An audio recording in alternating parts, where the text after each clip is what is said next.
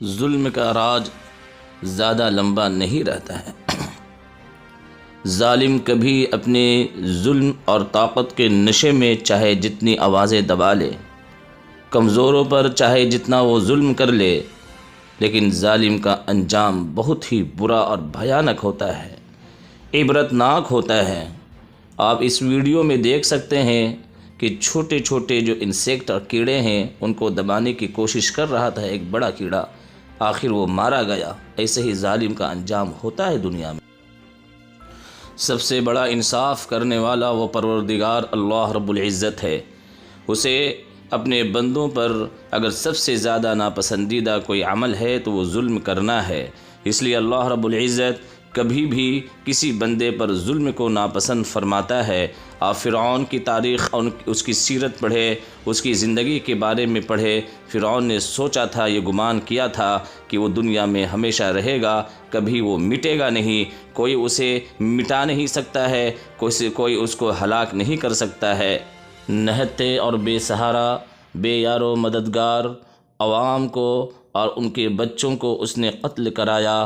لاکھوں اور ہزاروں بچوں کا قاتل فرعون کو اللہ رب العزت نے اس دریا میں ڈبو کر مارا، اس دریا میں غرق کر کے ہلاک کیا جس دریائے نیل کو وہ اپنا غلام اور باندی اور نوکرانی کہتا تھا۔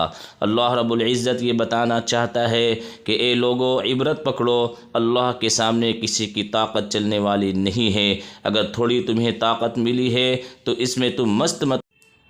ابھی حالیہ دنوں میں سیریا یعنی شام کا جو واقعہ اور سانحہ پیش آیا، آپ کی نظروں اور علم میں وہ موجود ہوگا، آپ کی نظروں کے سامنے ہے کہ ایک بڑا ظالم جس نے لوگوں کو، عوام کو زندہ جلایا، ان کو قتل کیا، سولی دیا، قید خانے میں رکھا۔ وہ بھیانک داستان آپ کے سامنے بتائے جائیں گے کہ آپ کے رونگٹے کھڑے ہو جائیں گے، روتے روتے آپ کا آنسو ختم ہو جائے گا۔